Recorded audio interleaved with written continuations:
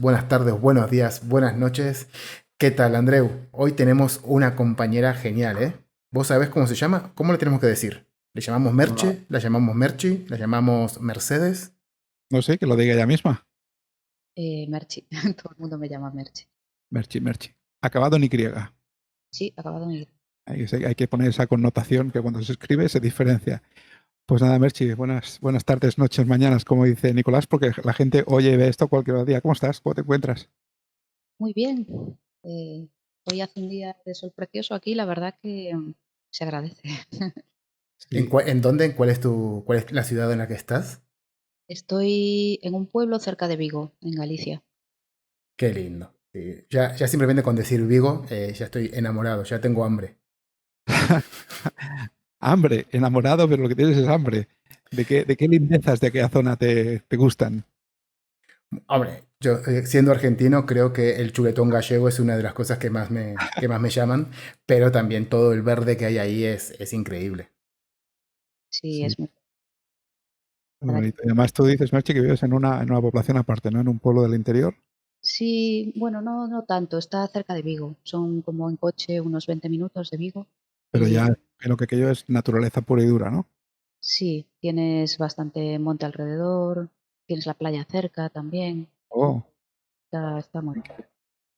muy bien. Pues nada, hoy te tenemos aquí, te agradecemos de que estés con nosotros y más que nada, pues se le dio la idea de que estuvieses porque ahora que cojo el aparatito este en la mano, porque tú tienes una relación muy clara con nuestro ecosistema, con el tema de desarrolladores, porque eres una mujer especialista en estos aparatos, ¿no? En lo que son los Google Assistant. Realmente no es el aparato, es el layer de software que hay detrás, ¿no? Y además tienes una figura para con Google muy especial que eres GDE. Explícanos esta aventura que has hecho. Sí, Google tiene un programa que se llama Google Developer Expert, que bueno, selecciona gente que considera expertos en distintas tecnologías. Yo en mi caso soy Google Developer Expert para Assistant, para el asistente de Google. Qué bueno. Y yo creo que esta pregunta ya te la habrán hecho millones de veces, pero ¿cómo llegaste a ser Google Developer Expert? Es decir, ¿qué pasos tuviste que seguir en tu carrera? ¿Con quién tuviste que hablar? Ujú. Bueno, el programa en principio, bueno, tienes que hablar, si quieres ser Google Developer Expert, hablar con otro expert o con alguien de Google y entonces tienes que cumplir una serie de requisitos y pasar unas entrevistas que te hacen. En mi caso, la verdad que fue un poco por casualidad, porque yo no conocía el programa y, y bueno, llevaba años trabajando ya en este sector, haciendo chatbots y actions para Google Assistant. Y la empresa en la que trabajaba, en la presentación de uno de los chatbots que hicimos, vino Almo como invitado, que es un Google, y fue él el que me habló del programa y me dijo, oye, con todos los conocimientos que tienes, ¿por qué no te presentas para Expert Assistant? Y bueno, fue así, me presenté y pasé las entrevistas, son dos entrevistas, una con otro expert y otra con alguien de Google. Y bueno, si pasa, pues Es curioso cómo llevamos solamente 3 minutos hablando y ha aparecido de nuevo nuestro estimado amigo Andrés Leonardo, Almo para los amigos, ¿no? En este caso, también la persona que te localizó y te empujó un poquito, ¿no? Eso es lo que hace Almo siempre, nos empuja a todos a hacer otras cosas, ¿no? Salir de nuestra zona de confianza, entre comillas, ¿no?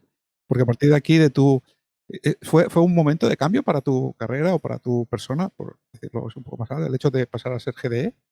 sí, en cierto modo sí. Fue cambio en el sentido de que, eh, bueno, yo estaba un poco, porque estás centrado en tu trabajo digamos, como un poco ahí aislado del mundo, ¿no?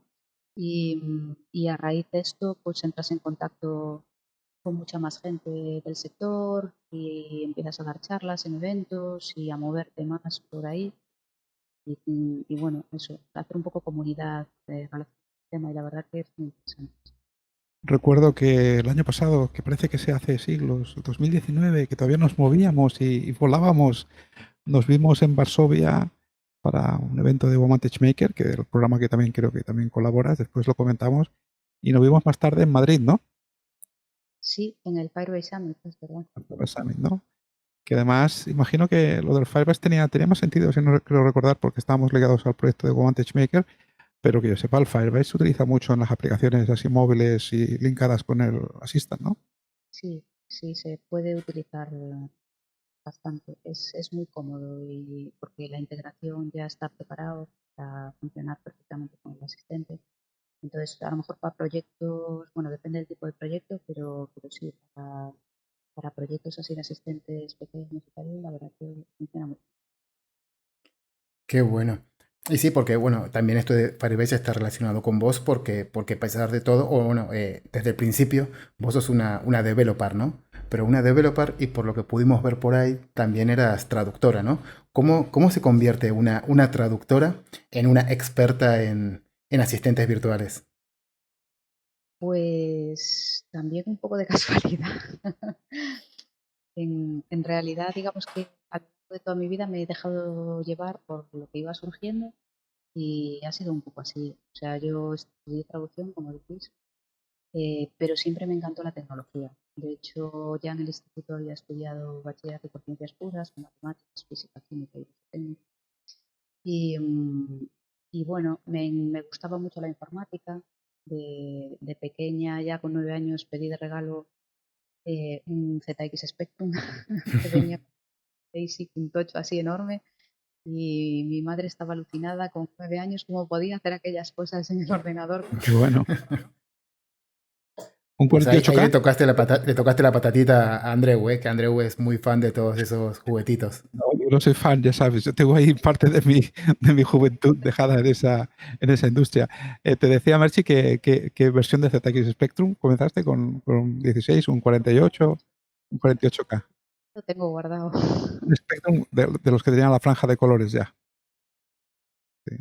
Y bueno, nada, eso que me encantaba, pero bueno, por circunstancias y tal, al final aquí no había la licenciatura de informática y estudié traducción.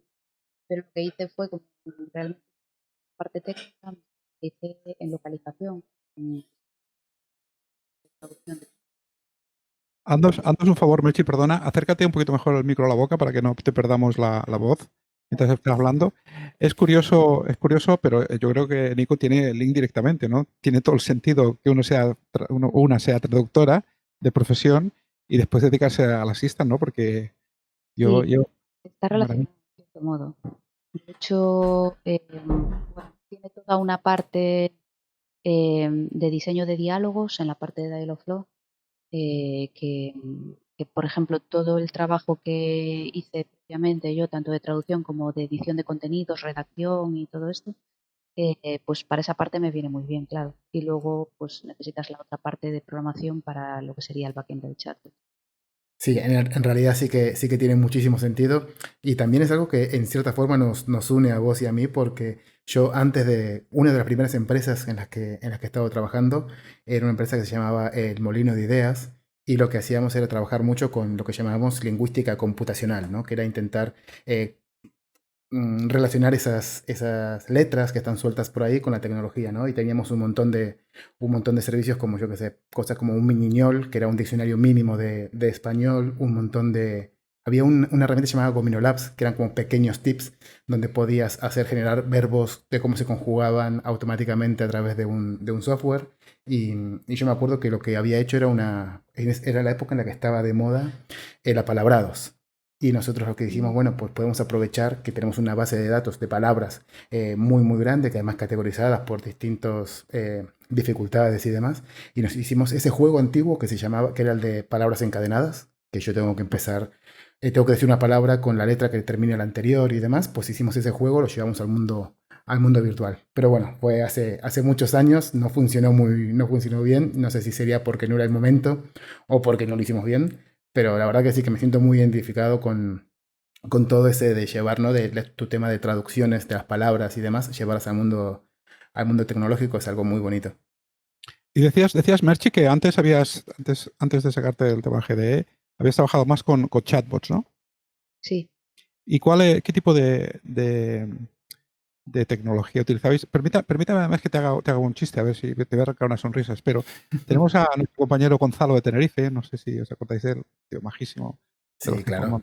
parte del GDG, que él se inventó un palabra, y estoy seguro que se lo inventó él, que es así de majo, y es que los que trabajáis con chatbots realmente os decís botijeros, en tu caso, botijera. O sea, que lo sepas que te vamos a poner este palabra porque, porque dice que los que hacen chatbots, pues lo que hacen son bots, ¿no? Entonces le puso lo de hacer botijos al lado, ¿no? ¿A tú a qué te dedicas? Yo hago botijos, ¿no? Soy botijero porque me dedico a hacer chatbots, ¿no?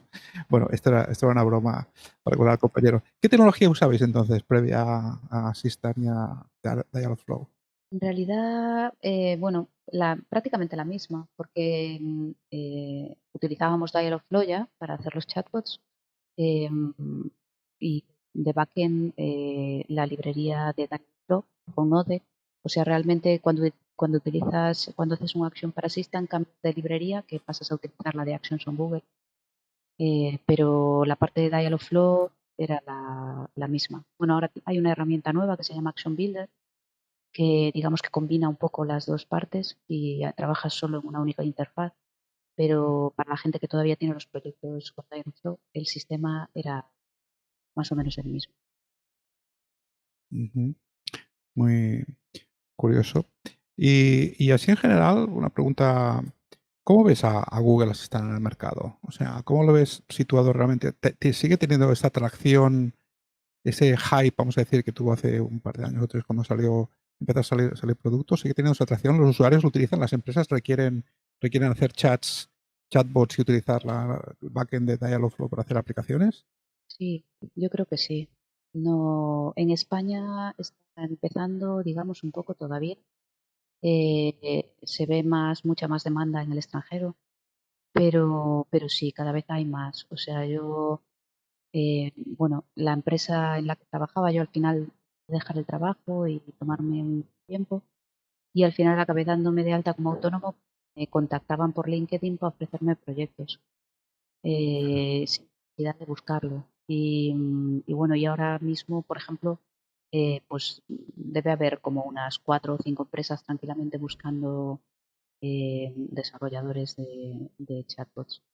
O sea que sí, yo creo que está creciendo y va, en mi opinión, va a crecer cada vez más porque la voz es el futuro. O sea, el que poder controlar cualquier cosa por la voz, el poder ir en el coche de camino a casa y acordarte que necesitas no sé lo que y decirle, ok Google, eh, pues quiero hablar con mi supermercado y para comprar lo que sea y poder encargarlo así por vos mientras estés a casa y que luego te lo manden. O sea, eso es en unos años eso tiene que estar disponible seguro, porque lo utilizaría cualquiera. Sí, la verdad que es un mundo muy, muy apasionante. Lo que yo a veces me pregunto es que tal vez no hay suficientes servicios y productos que te ofrezcan esta interfaz, ¿no? Porque no sé si sabes que, bueno, no sé si conoces a Kini Software, ¿no? A Joaquín Engelmo, que lo que ha hecho, que él está más especializado en todo el tema de Alexa, ¿no? Pero se creó un bot, un skill de Alexa para poder reproducir el resumen diario de noticias que hace Ángel Martín que lo, Pues, que, que lo acaba es, de hacer y es increíble la cantidad de gente que le está escuchando a través de ahí y demás y muchísima gente que antes no lo utilizaba, ahora está utilizándolo simplemente porque puede escuchar las noticias de Ángel Martín, ¿no? Y eso abre una puerta de posibilidades gigantes. Entonces, partiendo de eso, ¿crees que es que hace falta todavía descubrir un montón de servicios y un montón de usos o es que eso es algo simplemente que el mercado lo va a ir generando? yo creo que todavía faltan y se irán incorporando poco a poco, pero es que el usuario es comodísimo y a la larga tienes que acabar utilizándolo. O sea, ya solo aunque sea por comodidad. Es que en vez de ir a de la pantalla del ordenador y abrir el YouTube y poner lo que sea, por voz le dices, ponme tal grupo en YouTube y, boom, y ya se pone solo, sin necesidad de tener nada, o estar en tu salón y decirle a la tele, oye, ponme tal serie en Netflix y que pum, y que te aparezca la serie ya el capítulo justo en el que estás, sin necesidad de tú entrar en Netflix, hacer la búsqueda, ¿no? O sea, eso es, a la larga tiene que ponerse seguro. Y a nivel profesional, ¿cómo ves la diferencia entre los dos mayores players del mercado, Amazon Alexa y Google Assistant? ¿Cuáles son las peticiones desde las empresas? O sea, ellos quieren tener que tengas el skill en Alexa, quiere que esté hecho con Dialogflow para Google Assistant, porque sé que hay también algún tipo de programación intermedia que te permite hacer mix, pero no está muy avanzado eso, ¿no? Sí, se puede hacer un desarrollo con Hobo que te sirve para desarrollar los. Aquí en España, muchas de las empresas son más por Alexa, no sé por qué. En otros, no tanto. Yo me imagino porque hoy, que además, hoy es Black Friday, puede ser, chica y chico. Creo que sí. ¿Sabéis cuánto cuesta este aparato en Black Friday? Seguramente te lo regalen por cualquier cosa que hagas. 19 puñeteros euros vale este aparato hoy. O sea que quien no tiene el Home Mini, ahora mismo no me acuerdo, puede estar en 24 seguramente en Black Friday. O sea, la capilaridad que están consiguiendo estas dos grandes plataformas, que paréntesis, os he de decir que, por si no sabéis, que se reparten en el mercado, porque ahora mismo el último estudio de mercado dice que el 60% del mercado lo tiene entre Google y Amazon. Básicamente tienen el 30% cada uno y el otro restante 40% se lo reparten 200 marcas. Pero ellos dos son las dos grandes plataformas, ¿no? Pero claro, yo creo que el hecho de ser capaces, en días como hoy, de que con cualquier cosa se regale un Echo Dot o un Home Mini a 20 euros, es que eso es una forma. 22, hoy está a 22 euros 22. en la plataforma de Google. Fíjate, está a 22 y el Echo Dot está, que yo recuerdo, está a 19, ¿no? La versión está, que esta no es la última, esta es una 3. Que eso es otra cosa, están sacando producto. Yo cuando he hecho charlas de esto, y el típico slide, aquel Merchi de la capilaridad que tiene Google Assistant en productos de terceros, ¿no? Y esto está integrado, como decías tú antes, en el coche está integrado hasta en la sopa, ¿no? O sea, tenemos ya Assistant en todas partes. Sí, todas las teles que tienen Android, por ejemplo, los teléfonos móviles, en los iOS se puede integrar también la aplicación, si instalas la aplicación. En los coches con Android Auto, prácticamente. Y ahora empieza a haber también dispositivos incluso para el hogar que lo tienen instalado. Entonces puedes controlar las luces, puedes, no, prácticamente todo. La verdad que a la larga, ya os digo, yo creo que el futuro va a estar. Pero ¿y los usuarios tú crees que lo están utilizando de verdad? O sea, tú que trabajas, que desarrollas y tendrás métricas de los desarrollos. Has puesto antes que un ejemplo, nos comentabas, de que hiciste una presentación en la Universidad de Murcia, ¿no? Y ¿tenéis métricas de eso? O sea, ¿la gente está contenta con el uso que se da de estas plataformas? Tuvo muchísimo éxito. Ese era chatbot en versión web, no era una versión Google Assistant. Ajá. Tuvo muchísimo éxito. La universidad en general tiene un problema y es que cuando pasa la selectividad, y bueno, ahora creo que tiene otro nombre, pero básicamente son las pruebas como las de antes de selectividad.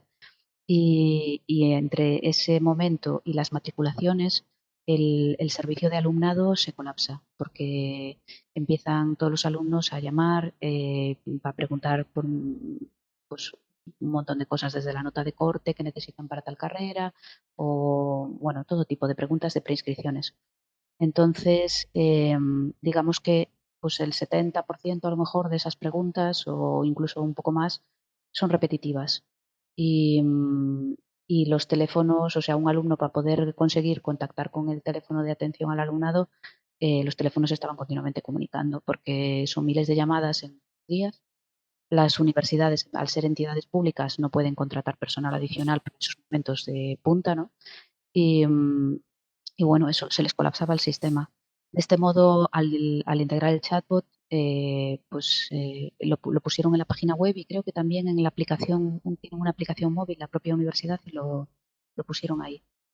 Y claro, todo el alumnado joven, además, los millennials que están súper acostumbrados a esto, pues hacían todas las preguntas por mensaje de chat. Y eso lo que te permite es que si tú, pues el 70% de esas preguntas repetitivas las responde el chatbot, el servicio telefónico del servicio de atención al alumnado te queda libre pues para resolver otro tipo de preguntas más complejas, ¿no? que requieren un humano, en realidad. O sea, que es buscar el caso de uso, ¿no? Es lo típico de cualquier aplicación, ¿no? Es que cuentes el caso de uso. En este caso es muy concreto, lo has explicado muy bien, ¿no? De que salva una necesidad que por otro lado sería acuciante y de esta manera se relaja muchísimo, ¿no? Quitas carga de un CAC, de un centro de atención al usuario, a un chatbot que al fin y al cabo es escalable en lo que te haga falta, ¿no? Sí, de hecho quedaron tan contentos que ya al año siguiente quisieron ampliarlo y bueno, y más universidades al ver ese también encargaron otros. Después hicimos el de la Complutense y alguno más, creo que la Politécnica de Valencia también, bueno, varias ¿De universidades. qué caso ¿Y de quién? implantación?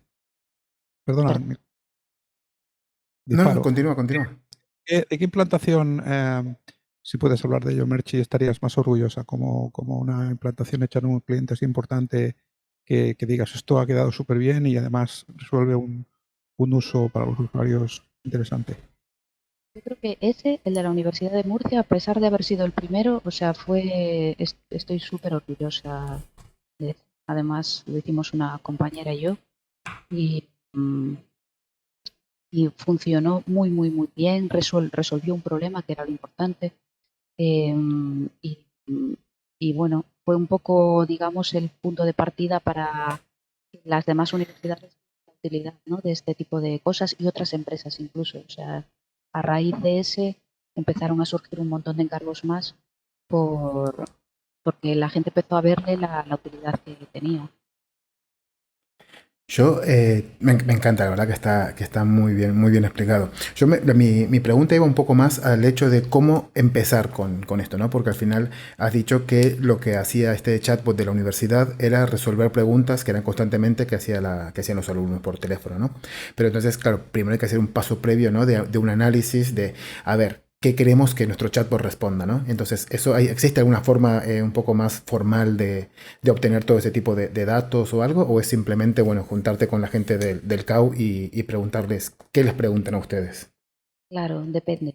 En este caso, por ejemplo, pues al haber ya un servicio de atención al alumnado, ellos ya saben qué preguntas les hacen todos los años. Entonces, nos proporcionaron un listado de esas preguntas con las respuestas que querían que el chatbot diera. Yo qué sé, pues si es eso, los chatbots que se están haciendo para atención al cliente de distintas empresas, suele pasar lo mismo. Las empresas ya tienen sus servicios de atención al cliente previos y ya tienen registrado todas las preguntas más frecuentes.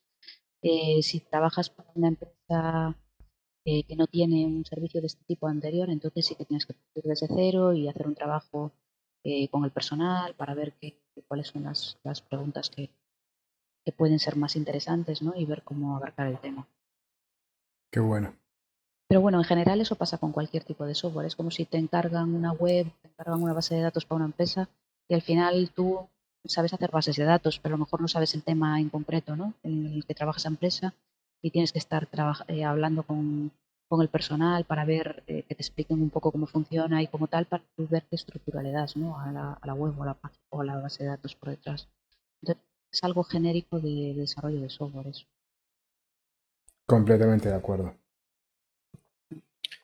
Muy bien, yo os quería seguir con la exposición de cacharritos. Y a mí hay una cosa que me maravilló de cuando Google lanzó la plataforma, la forma que tiene a veces de explicar cosas, ¿no? Y fue con este cacho de cartón que hemos visto algunos de los que estemos viendo, los que estén oyendo no lo van a Sí. poder ver. ¿Eh? Pero además que tengo la versión cartón solamente, ¿vale? Que aquí dentro ahora mismo lo que hay es aire, no hay nada. Pero tengo este otro que es un poquito más pequeño y que aquí sí que hay material. Esto es una cosa que me maravilló en su momento y además he tenido la oportunidad de hacer múltiples talleres con mucha gente. Incluso recuerdo haber estado en Google España enseñando esto a los periodistas. Y es que este invento, ¿os acordáis cómo se llama esto? ¿Alguien se acuerda? Venga, va, una pista. AI-Kit. ¿Lo has trabajado alguna vez, Merche, tú? Merche? Sí, pero del nombre no me acuerdo. Yo tampoco. Vale, esto es lo que yo llamo el típico invento de cartón de los ingenieros de Google cuando están aburridos. Porque si os acordáis, antes de que esto hicieron las cardboards famosas, porque la Sí. realidad actual, ¿no? Y todos teníamos unas cardboard y se doblaba el cartón y se leían cosas, ¿no? Esto es un poco más sofisticado porque en vez de tener dos lentes lleva un altavoz, un botón, pero también lleva una Raspberry Pi completa dentro, ¿no? Entonces es fantástico porque cómo desarrollan esto precisamente, este concepto de un kit para hacerse uno mismo, para que la gente que se hacen los makers, la gente que se hace las cosas por sí mismo, ¿no? Lo que llaman el do it yourself, se puede hacer estas cositas e integrarlo, ¿no? Y no sé, particularmente este caso de uso me encanta y creo que ¿cómo ves el tema de que se eduque a la gente en la utilización de estas plataformas. ¿No crees que es muy importante? Porque yo sigo pensando en que el uso podría ser mayor, pero hay vergüenza para usarlas. Sí, creo que es muy importante. Por una parte, la gente mayor como usuario, porque para ellos es especialmente útil, porque les cuesta más a lo mejor interactuar con la tecnología y en cambio pudiendo hacerlo por voz les resultaría más fácil. O sea, en ese sentido conozco varios casos de madres de desarrolladores de Assistant que al principio están como un poco reticentes y al final acaban hablando con el aparato como si fuera su amiga que está ahí sentada y se toman casi un café con él. Les preguntan de todo. Y, y luego también, bueno, eso a nivel, por ejemplo, de más gente joven y son este tipo de kits así que hay. La tecnología también se presta mucho para hacer talleres muy divertidos para gente joven en institutos, por ejemplo, y así. Y es relativamente sencilla, o sea, sencillo hacer algo básico, ¿no? Que les pueda llamar la atención y hacerles que se interesen por la tecnología. Entonces está muy bien eso.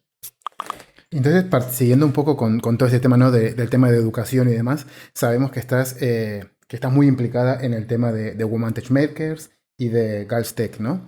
Entonces, contanos un poquito más sobre esas iniciativas y cómo lo estás llevando desde el punto de vista de asistentes virtuales y demás, para potenciar las nuevas chicas que están saliendo de la universidad o incluso de los institutos y demás, opten por tirar por un modo de tecnología para seguir trabajando, ¿no? Y ganarse la vida. Pues Galstec es un grupo de mujeres en tecnología de Galicia y entre las distintas cosas que hacemos, además de organizar meetups mensuales, también dábamos charlas en institutos y organizábamos talleres en coles para niños con distintas tecnologías dependiendo de la edad, ¿no? Y bueno, la verdad es que estaban funcionando muy bien. Con lo del COVID, pues ahora está todo eso parado, pero sí que estaban funcionando muy bien. Lo ideal cuando esto pase sería retomarlo. Y ahora he pensado que todavía no lo hemos puesto en práctica, pero bueno, os estoy aquí un poco desvelando. Nos gusta, nos gusta. Sería montar, hay algunas personas que estamos interesadas en montar como grupos de estudio de estos autodidactas, ¿no? Que digas, pues nos interesa tal tema. Pues venga, vamos a coger ese tema y empezar a ver documentación, y empezar a hacer cosas en grupo, ¿no? Buscando a alguien que pueda ser pues más experto en ese campo y que pueda orientar un poco pues esa formación. Y bueno, y de hecho, pues probablemente si hay gente interesada se haga alguna de Assistant también y ahí asesoraría yo y, y yo estaré como estudiante en otras que asesoraré en de otras materias. Muy importante trabajar el tema de la gente joven que vaya conociendo la tecnología y la va incorporando, ¿no? Porque antes decíamos la palabra también un layer, ¿no? Google Assistant o en este caso podríamos hablar también de Alexa, como los otros participantes que hay en el mercado, que no son muchos, pero son, al fin y al cabo, ahora sí son plataformas en la nube, ¿no? Son layers de software que se pueden integrar en prácticamente cualquier desarrollo, ¿no? O sea, desde cualquier Android, cualquier web, se ha facilitado mucho, ¿no? Entonces, como tú bien dices, Merchi, yo creo que en un futuro tiene que ser más próximo que a medio plazo. Todos los developers deberíamos estar integrando dentro de las aplicaciones un layer de voz, porque ahora mismo está súper simplificado, ¿no? O sea, hacer que por lo menos algunas gestiones básicas de tu plataforma, aunque sea una contabilidad, ¿no? Pues estén integradas con voz, es fácil, ¿no? Es muy fácil. Sí, de hecho hay algo que se llama App Actions que te permite, pues eso, automatizar como accesos tienes una aplicación móvil que los usuarios puedan acceder a parte de tus aplicaciones por voz, con, con Actions. Y también está funcionando muy bien. Son aplicaciones normales que en general no tendrían voz, pero que pues yo qué sé, de deportes, por ejemplo, y que le puedas decir, muéstrame los resultados de ayer, muéstrame, y que, pum, que te abre la aplicación justo en ese sitio, ¿no? En vez de tú tener que estar abriendo la aplicación buscando lo mismo que hablábamos antes. Sí, sí, es como un salto hacia una parte específica de la aplicación, ¿no? Que digamos es como entrar directamente a una funcionalidad concreta. Pero Y hablamos en este caso de apps, digamos, de código Android, por decirlo de algo, ¿no? para Android, pero que se puede combinar con el asistente para poder hacer eso. Sí, sí. Que bueno, sí, al final es como una interfaz. Y hablando de este tipo de interfaces, y yo creo que también está un poco relacionado con lo que hablábamos antes, ¿no? De tu implicación con Woman Touchmakers y demás. Es un tema candente, ¿no? El tema de el género en las voces de los asistentes, ¿no? Sí que he visto charlas como por ejemplo de la gran Laura Andina, una uruguaya muy amiga, que hablaba, ¿no? De ese problema de que Siri, Cortana y todo este tipo de asistentes pues están como un poco orientados, ¿no? De tema de voz, género, que eso hay que intentar cambiarlo también, ¿no? No sé cuál es tu Sí, opinión. sí, hay un debate abierto sobre eso. De hecho, yo, bueno, el año pasado participé en una pequeña investigación para la Cátedra de Feminismos de la Universidad de Vigo y hicimos un poco eso. O sea, se habían hecho estudios de estos asistentes, sobre todo viendo qué sesgos de género podían tener, ¿no? Analizando desde pues el tipo de voz a cómo respondían a determinadas preguntas o cómo respondían ante el acoso, por ejemplo, Mm, eh, preguntas sexistas, este tipo de cosas. Y bueno, en el estudio que se había hecho en inglés se había observado que había un sesgo de género importante, que muchas de las asistentes respondían, digamos, de forma eh, muy condescendiente, muy agradable cuando las acosaban. mm, Y a raíz de ese estudio, muchas de las empresas hicieron cambios. Hubo cambios importantes en Siri, por ejemplo, hubo cambios importantes, en Alexa también. qué O bueno. sea que sí, que es importante hacer ese tipo de estudios porque sacan a la luz cosas que luego se pueden corregir. Y entonces nosotros lo que hicimos fue un estudio similar, pero en español, de chatbot y un asistente de voz. Y Qué también bueno. se observaron sesgos también, obviamente. No. Entonces después lo que hicimos fue desarrollar un action para Google Assistant que respondía a todas esas preguntas que habíamos analizado en el estudio de manera neutra, sin sesgo de género, y que además daba información sobre mujeres científicas Mm, desde el mundo y de distintas áreas de conocimiento. No es muy extenso porque bueno, fue un prototipo para la investigación. Creo que da información que yo recuerde sobre unas 50 mujeres. O sea que es pequeñito, pero bueno, que es un principio. Lo ideal sería eso, ir ampliando por y supuesto. era más. Bueno, am, yo creo que os tengo que enseñar, tengo que hacer un anticipo de lo que será el próximo podcast que grabamos la semana que viene del GDG Spain y tiene que ver mucho con esta charla de hoy porque es otro aparatito, es un nombre de hardware que dicen y es este nuevo Chromecast que tiene Google en el mercado, que además lleva incorporado un layer de Google TV y si nos vamos al lateral, ¿eh? Como tú bien dices, tiene un caso de uso bastante peculiar porque lo que han hecho es integrar eh, la búsqueda de toda la plataforma de Android TV con el Assistant. Ya estaba antes, ¿no? El Android TV, pero ahora lo han Sí. integrado de una manera absolutamente curiosa y es que busca entre todas las plataformas de streaming que tengas, ¿no? Es decir, no solamente digamos lo que sería el propio de Google, sino que imagínate que está suscrito a, pues, como poner en la portada, Netflix, las diferentes plataformas que tiene. Entonces, él te busca con voz, te busca dentro de toda la base de datos de los demás, ¿no? Y es brutal, o sea, no solamente lo que tengas en el propio Android TV que sea lógico, sino además te buscan en los terceros. Eso es una integración, ¿no? Y eso me lleva a preguntarte, ¿de qué está habiendo movimientos también en que las diferentes plataformas se unan para hacer un método de programación más común? ¿Te suena toda esta movida que hay también? Porque es un problema, ¿no? De cara a la gente y también de cara a los programadores, para que esto llegue a hacerse un estándar y realmente lo use la gente, pues que realmente haya un método más común de programarlo y de utilizarlo. Sería ideal, la verdad. Que a nivel de televisiones hay muchas diferencias más y otras, y sí que para los programadores. De hecho, hay muchas aplicaciones que no están disponibles para todas las televisiones y votar con tiempo que está. Eh, Sería ideal, la verdad. Sí. Antes comentabas que sí que utilizabais. Entonces, con Netflix, Acércate del micrófono a la boca, pues es tan amable. El Chromecast ya estaba conectado antes con Netflix, pero si han añadido más plataformas, pues genial, es lo que te Sí, decía, que van a ir en ampliando. esta nueva integración es que lo he enseñado precisamente porque es un caso de uso súper chulo, ¿no? Y claro, también me gusta explicar que esto realmente el Google Assistant no está aquí. El Google Assistant ahora mismo son líneas de código que metes dentro para llevárselo, ¿no?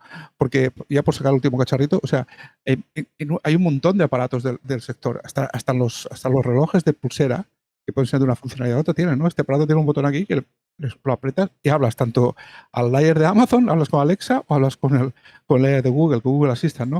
O sea, la implantación que tiene esto es brutal, pero yo te digo que yo sigo viendo que no, y no sé cuál es el problema, a veces me molesta, entre comillas, ¿no? Porque me gustaría intentar hacer más, ¿no? Hemos dicho de intentar que se formen los jóvenes.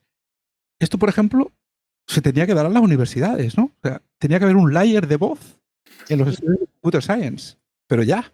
sí, sería interesante. No sé si se está haciendo realmente, ¿eh? Supongo que en general en las universidades, si sigue funcionando como cuando estaba yo, muchas veces va un poco en el profesor. Si hay algún profesor que tiene la iniciativa, es decir, porque esto puede encajar en el programa de muchísimas asignaturas, ¿no? Entonces, el tema es que el profesor adapte su programación para incorporar algo de esto y, claro, para eso tiene que pues, él interesarse por el tema, formarse y tal, y después entonces poder darlo. Probablemente haya profesores que ya lo estén dando, ¿eh? Pero Sí, hay mucho, yo creo que ya hay varios profesores que por lo menos en asignaturas como interfaces de usuario y demás, sí que conozco que ya están empezando a trabajar con ello. Es que temas como la accesibilidad, temas obviamente como el UX, el interface de usuario a nivel más gráfico y de usabilidad, pues esto debería formar parte de esa ola, ¿no? O sea, yo no sé, yo es que estoy enterrado en ello, por eso el tema particularmente me apasiona, ¿no? O sea, yo quiero hablarle a mi casa, pero quiero hablarle a mi casa, independientemente de donde esté. Yo quiero entrar a la cocina y decirle cosas. ¿Qué cosas? Bueno, ya se puede hacer, ¿no? Pero tiene que, tiene que haber un layer más común, tiene que haber, porque si no los desarrolladores hacen un lío. Y eso que estamos diciendo que entre estas dos plataformas hay el gran porcentaje del mercado, ¿no? Pero ahí nos falta algo que empujar y creo que nosotros como desarrolladores, en este caso también, como somos GDGs en la mayoría, o que nos gusta la difusión, pues ahí tenemos que seguir empujando y, y hacer más cosas. Hay eventos, ¿eh que sí, Merchi? Hay eventos de Google que promueven el uso de esta plataforma. Sí, se organizan de vez en cuando. Bueno, con lo del COVID está todo más o menos, pero aún hubo hace poco un evento de un día en el que presentaron todas las nuevas novedades y demás. Era el nombre, no recuerdo exactamente, pero algo así. Sí, sí, yo tuve la ocasión de verlo en diferido, está disponible en YouTube las 6 o 7 presentaciones que hubieron, pero, o sea, sigo pensando, no sé cuál es tu opinión, de que aquí hay un equilibrio entre las dos partes. Una parte es los programadores y otra parte son los usuarios, ¿no? O sea, el, el- el caballo de batalla es el hardware, porque está claro, esto es lo que entra en las casas, ¿vale? Generalmente entra por el hardware y además porque son capaces de tirarlo de precio, ¿no? Pero los programadores tienen que tener esta conciencia de que hay que meter un layer de voz en las aplicaciones y tenemos también que formar a los usuarios en que esto va a ir junto, ¿no? Y que se acostumbren a hablar a sus máquinas, ¿no? A perder el miedo. De hecho, bueno, yo, por ejemplo, cuando desarrollaba Actions para Google Assistant, siempre le pedía pues, a mi familia, a mis amigos y tal, al principio que los probaran, ¿no? Le pides a la gente más cercana que los pruebe antes de salir a producción. Entonces, claro, no sabían, era como, pero ¿cómo? ¿Pero le puedo hablar a mi teléfono? Y yo, sí, sí, con tu teléfono lo puedes hacer, no hay problema ninguno. Y tenía que estar explicándoles cómo, quiero decir, que la mayor parte de la gente lo tiene ya en su teléfono y no sabe que lo tiene siquiera. Entonces, sí que es muy importante hacer una labor de formación en ese sentido. Es importante. Pero luego también a nivel de desarrolladores, que hacen falta desarrolladores de esto. O sea, las empresas están buscando gente que domine estas tecnologías y les está costando encontrar porque hay poca gente en España, por ejemplo. Sí, Entonces, la verdad que sí, creo que es un mercado que tenemos que empezar a explotar, tanto desde la parte del desarrollador como la parte de usuario. Pero a la Desarrollador hora, es al final es simplemente usar por ejemplo, Amazon y demás están haciendo muchísimo hincapié en el tema de developers para que se metan, para puedan probar sus skills. Hay como ahora mismo hay un montón de tutoriales, por ejemplo, otro que también hace Kimi, que ya lo he nombrado dos veces, que también está preparando cursos en los cuales son como como en 40 minutos, 45 minutos son capaces de subir tu primer skill al store de Amazon. Entonces, al final yo creo que eso está muy bien y es como un pasito, ¿no? Para intentar que cada vez nos acerquemos más. Merchi, que nos encanta.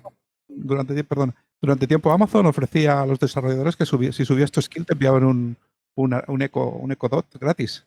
Lo quitaron, pero durante varios años lo hacían. Sí. Merchi, que nos encantaría y nos podríamos tirar aquí hablando con vos, primero porque sos vos y segundo porque también es un tema súper interesante. También podríamos seguir aquí muchísimo tiempo esperando a ver cuántos cacharritos más es capaz de sacar Andreu, que según conozco su oficina, que la he visto por ahí, nos tendremos para varios días. Pero sí, el tiempo es un poco limitado. Pero antes de cerrar, sí que me gustaría hacer una pregunta un poco más personal, ¿no? Es así un poco apoyándonos con todo lo que hayamos hablado, de intentar educar un poco a los desarrolladores, de intentar esta integración de las chicas también en el sector tecnológico y demás. ¿Qué es lo que vos le dirías que es tu principal motivación para que alguien se anime también a trabajar en el sector de los asistentes de voz, ¿no? ¿Qué es lo que vos dirías? Es que esto que hago es algo que está muy guay. ¿Por qué? ¿Cuáles son los motivos que están por ahí? Bueno, desde mi punto de vista, la combinación, por ejemplo, para mí, claro, como digamos persona que viene un poco de las humanidades también, ¿no? La combinación de la parte toda esa de humanidades y lingüística con la parte de programación es apasionante, porque ya no es solo que hagas una aplicación o algo que a lo mejor, por ejemplo, las chicas en general ven muchas veces cómo va, eso es mucho rollo, o es muy frío, es muy, ¿no? Digamos que esto es algo que creas que, o sea, no tiene vida, pero tienes que intentar dar, porque tiene que sonar lo más fluido posible y parecer lo más posible a una persona a la larga, ¿no? Entonces, ahí intervienen muchos campos, o sea, desde pues parte de humanidades a nivel de redacción o de sociología, de psicología, o sea, lo ideal para hacer un asistente lo más humano posible sería que hubiera un equipo multidisciplinar en el que participara, ¿no? Gente con todos esos aspectos.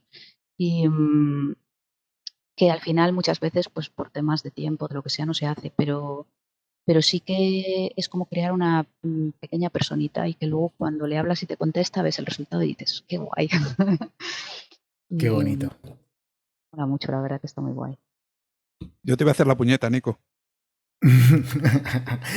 Otro cacharrito más, me encanta. Sí, que yo amo tus cacharros.